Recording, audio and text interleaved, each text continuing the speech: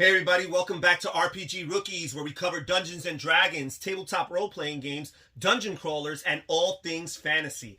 I am your dungeon minion. You heard right. I said minion because I'm certainly no master. Today I have another product review for you all, and just like last time, I'm going to be covering a supplemental resource, something that's not must-have or essential to your collection or to your beginning in the D&D hobby, but something that once you've started your collection and you've invested a little bit and you know that you're interested in D&D, especially from the perspective of a dungeon master, these are the kind of resources you're going to want to add to your library. So this one here is called Xanathar's Guide to Everything. And here on the bottom, this is for 5th edition, by the way, it says on the bottom here, explore a wealth of new rules options for players and dungeon masters in this supplement for the world's greatest role-playing game. So let's look at the back here for a description. Beauty and guile are in the eyes of the beholder.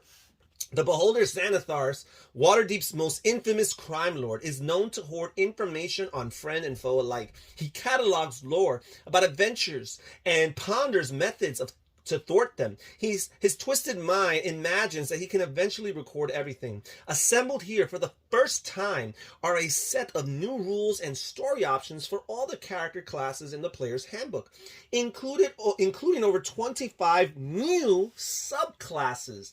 The book also presents new spells for both player characters and monsters. Okay, so let's open up here the book, and it always starts with a table of contents. And here we have an introduction. Beneath the bustling city of Waterdeep, a beholder crime lord keeps tabs on everyone and everything, or so the beholder thinks. Known as Xanathar, this bizarre being believes it can gather information on everything in the Dungeons and Dragons multiverse. The beholder desires to know it all, but no matter what the beholder learns and what treasures it acquires, its most prized possession in all the multiverse remains its goldfish, Silgar. All right. So it gives you a detail on how to use this book, the core rules, okay, 10 rules to remember, exceptions supersede general rules. So whenever you find exceptions, they're obviously going to take precedence over your strict base rules. So let's see what else we have here. Chapter 1 talks about character options, and here we have all of these different subclasses for the different classes. So here on the left column here, you'll find the different classes that we have come to know and love in 5th edition Player's Manual. And here we'll find some subclasses, additional subclasses to further customize these characters. So for example, the Barbarian could have the subclass of the Path of the Ancestral Guardian, or the Path of the Storm Herald, or the Path of the Zealot. The Druid here could have the Circle of Dreams subclass, or the Circle of the Shepherd subclass. The Fighter can be an Arcane Archer as well as a Cavalier or a Samurai. So again, it just adds tons of additional subclasses, and it specifies on which levels these subclasses become available to the different characters. Some of them are available as early as 1st level. Others you're going to have to wait to 3rd level for them to be available. So here it goes into detail about the Barbarian and the primal paths of the Barbarian. Here it goes into detail as to the Bard and the Bard's subclasses. Bard colleges.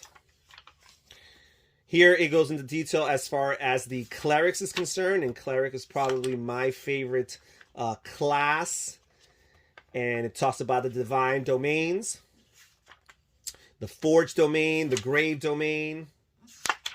Then we talk about the druid here. Different circles, the circle of dreams, the circle of the shepherd. Here's a section for learning beast shapes. Then we have the fighter. Talks about the martial archetypes, the arcane archer, arcane archer lore, arcane shot, magic arrow, the cavalier here, the samurai. That's a very interesting subclass there. Then we talk about the monk, the way of Kensei, The Way of the Sun Soul, the Paladin, another great class there. The Oath of Redemption, the Ranger, and it tells you the view of the world, their homeland, their sworn enemy, the different Ranger archetypes, Gloomstalker, Horizon Walker, Monster Slayer. Then we have the Rogue here. Okay. We have the Sorcerer, lots of people's favorite. Sorceress Origins, the Divine Soul, Shadow Magic, Storm Sorcery. We've got the Warlock here. Their Binding Mark, Otherworldly Patrons, Eldritch Invocations. We've got the Wizard. And by the way, the artwork here is phenomenal, as is typical for most of 5e products. Just great artwork splattered throughout the pages of their manuals and their books. Sometimes just going through the book and looking at the art and appreciating it is a joy in and of itself. Okay, so here, this is your life. Okay. And it talks about different aspects of a character's origins, their parents, their birthplace, and it gives you charts for randomly determining these things, their number of siblings, their family members, their absent parents, their family lifestyle, their childhood home, their childhood memories, personal decisions, including their backgrounds. And you got the typical backgrounds here of acolyte and charlatan and criminal, entertainer, folk hero, guild artisan, hermit, noble, outlander, sage, sailor, soldier, urchin. Then we talk about class training, and again, there's more charts and additional information to really flush out your character and fill them, breathe in life and detail to these characters and their backgrounds. I became a barbarian, but why? And then it'll give you some options that you could roll a d6 for and determine why you became a barbarian. Well, I became a barbarian because my anger needed to be channeled into battle, or I risked becoming an indiscriminate killer. Well, it's better to be a barbarian, right? You got a cleric. Maybe I became a cleric because I realized that my God works through me, and that I do as commanded, even though I don't know why I was chosen to serve. So I think this is a really cool way of just adding additional details and meat and flesh and soul and spirit in your character creation. So there's that, and they have all these charts for all these different classes. Life events, some charts for some life events here. What else? Secondary tables about adventures and arcane matters, boons, crime, punishment, supernatural events, tragedies, wars, weird stuff, a section for weird stuff, additional supplemental tables like alignment, cause of death, class, occupation, race, and relationship and status. Some racial feats here assigned to the different races, right? Bountiful luck. Okay, and here it goes into details as far as some of these feats. And now we move on to chapter 2. So that was just chapter 1, very valuable information there. Chapter 2, we have Dungeon Master's tools. As the Dungeon Master, you oversee the game and weave together the story experienced by your players. You're the one who keeps it all going. And this chapter is for you. It gives you new rules options as well as some refined tools for creating and running adventures and campaigns. It is a supplement to the tools and advice offered in the Dungeon Master's Guide. Okay, so it talks about simultaneous effects and falling, adamantine weapons, tool proficiencies, tool descriptions. Here we got the alchemist supplies, the calligrapher's supplies. We've got the carpenter's tools, the cartographer's tools, the cobbler's tools, the cook's utensils. Here we have the gaming set. We have the herbalism kit, the jeweler's tools, the land and water vehicles, the leather worker's tools, the mason's tools, the musical instruments, the navigator's tools, the painter's supplies, the poisoner's kit, the potter's tools, the smith's tools, the thieves' tools, the tinker's tools, the weaver's tools, the woodcarver's tools. So you got this entire section just for tools, right?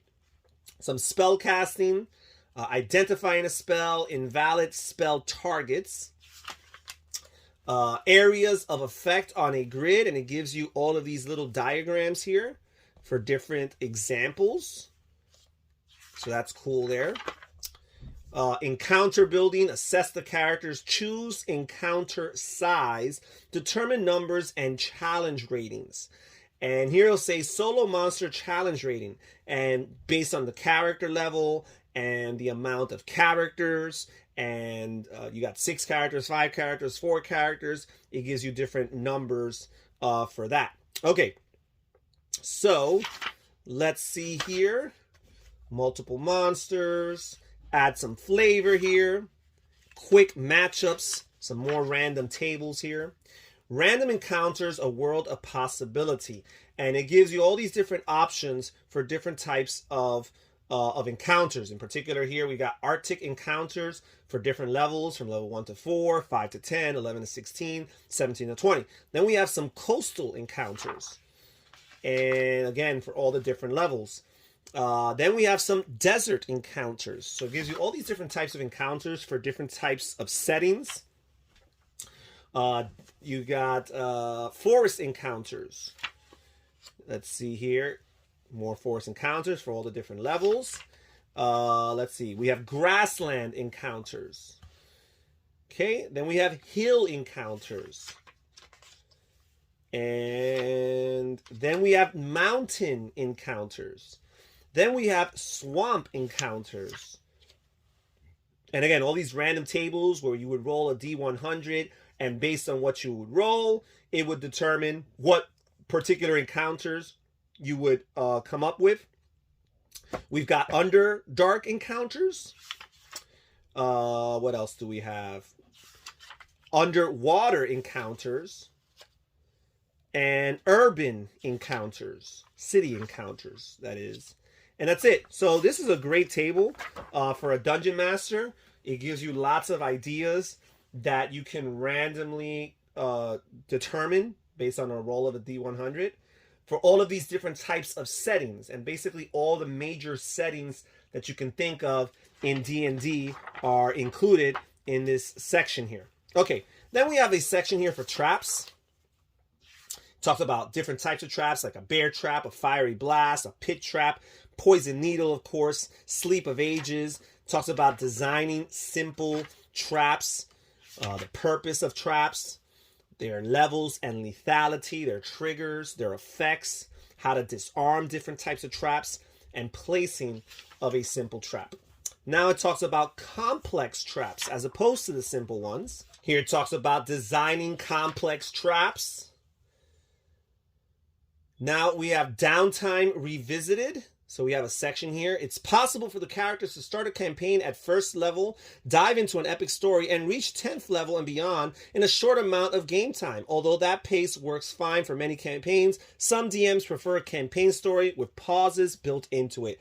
Times when adventurers are not going on adventures. The downtime rules given in this section can be used as alternatives to the approach in the player's handbook and the Dungeon Master's Guide, or you can use the material here to inspire the creation of your own options. And it talks about rivals here, creating a rival. An example, Marina Rodimus. So it gives you a particular example of a rival, their goals, their assets, their plans. So this is something else players can deal with in between adventures. We got a section here for downtime activities, resolving activities, complications, some examples of downtime activities such as buying a magic item, and it gives you some charts for those magic items. Carousing here. What else do we have? Crafting an item. Crime is a downtime activity. We have gambling as a downtime activity. We have pit fighting as a downtime activity. Relaxation, of course, that's probably going to be my preferred choice. We've got religious service even as a downtime activity. What else? We have research as a downtime activity. Scribing a spell scroll as a downtime activity. Training, very good way of investing your downtime. Training. And that's pretty much it. Then we have awarding magic items as something that could happen in between adventures. Distribution by rarity, by tier, minor and major items. Choosing items level by level. Overstocking an adventure. And here we have some common magic items here. Okay. Here we have magic items tables for minor common items, minor rare items. Here we've got major uncommon items, major rare items. We've got very rare major items. And also we have major items, legendary major items here. And that's that as far as that chapter is concerned. And then we have chapter 3. The chapters in this book are very deep and thorough. Lots of material in each chapter. Chapter 3 here is a section for spells. And we've got some bard spells, some cleric spells, and some druid spells here. We've got some paladin spells, some ranger spells, some sorcerer spells, and warlock spells. Then we have the wizard spells. And here we have the descriptions of all the different spells that we talked about. And here it specifies not only the classes that they apply to, but also what levels are these spells available to the characters in. And here we have a detail of every single spell that you just found documented previously, so you can get more specific information as far as its casting time, its range, its components, its duration, and other additional information as far as those spells are concerned. All right, so there's that. Lots of different spells here. We even have this character here, the Tiny Servant, with all of their stats here. And then we have the appendix, shared campaigns. Talks about designing adventure, character creation, variant rules. Then we have appendix B here with character names. So we have character names based on different races. So for example, here we have the Dragonborn, some character name options for them. We have the dwarfs, and we have the elves, and what else do we have? Male and female names alike. Family names. We have halflings and gnomes. We have half orcs. We have tieflings. And of course, we have human names. But do we really need help for human names? I guess we do in D&D, right? So a lot of these different names. We have Celtic, Chinese, Egyptian, Arabic. So all these names here. English, of course. English male. French, of course. German. Greek, Indian. Japanese names. Mesoamerican names. That's really cool. Niger, Congo female names. Norse names. Of course, we need Norse names, right? Polynesians, Roman names, Slavic names. Of course, some Spanish names here to wrap it all up. And that's it as far as this book's concerned. This is a trove, folks. This is a great resource to get. Honestly, I think that chapter 1 alone, with all the additional materials as far as subclass and creating deeper, richer backgrounds for your characters, that in and of itself makes this product worth it. When you factor that in and add chapter number 2, which gives you lots of additional information as far as making of traps and different types of encounters in all of the different possible settings.